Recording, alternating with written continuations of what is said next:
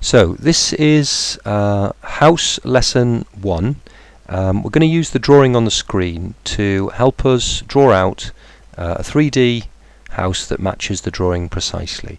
Okay, so the first thing we need to do is get SketchUp up. So using SketchUp from your drop-down menu, it'll be under Google. Make sure that you choose the correct template. So I'm going to make sure I'm in millimeters. This is product design and woodworking millimeters. You could use the architectural one as long as it's in millimeters. That's important to match the drawing. So the first thing we're going to do is we're going to use the rectangle tool, and from the drawing the overall footprint for the house is it's 90 wide and it's 80 deep. So I need to draw a rectangle. Notice in the bottom right hand corner I can then put in 90, 80, and that will give me the size. Now that's gone quite small, so I need to zoom in using zoom extents, and then I can use the middle button just to zoom out a little bit, so that now I can lift the building up, and the overall height of the building to the apex or the top of the ridge is 60. So I'm going to come up 60, type 60 in, press enter. Again, go to zoom extents, and that will put it in the middle of the building. And now I can just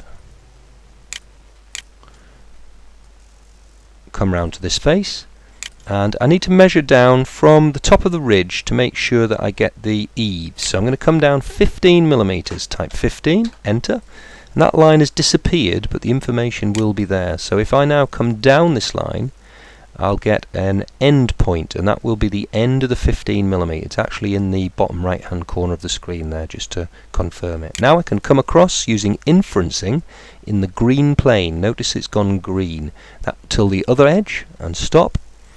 Now I'm looking for the midpoint for the top of the ridge, and I can join that up to the eaves on both sides. I can then use the push-pull to push away for the roofing. And the last thing that we need to do is the doors and windows. So the door I'm going to draw using the midpoint. Now we're making some assumptions here because the drawing hasn't got all the details that we need. So bear that in mind when you're drawing this. So we're going to use the midpoint, and we're going to come across 10 millimeters, which is half the door, comma, and then 20 up. That gives us half the door. And then I can do the same the other direction. I can come up 20, comma, half the door is 10, and now just use the rubber to rub out the midline. Now the windows, we've got very little detail about their positioning.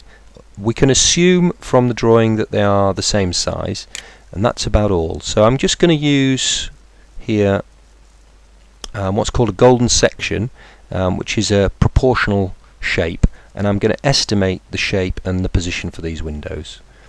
Now for the second window, I'm going to assume that they're in line, so I can come from this corner and use an inference, that is a guide in red, come across and just estimate where I think the window is going to be. Similarly, I can probably infer it across the bottom there if I want. Not so easy to do. And there we go, there's the window. So that's the complete basic house 1 finished.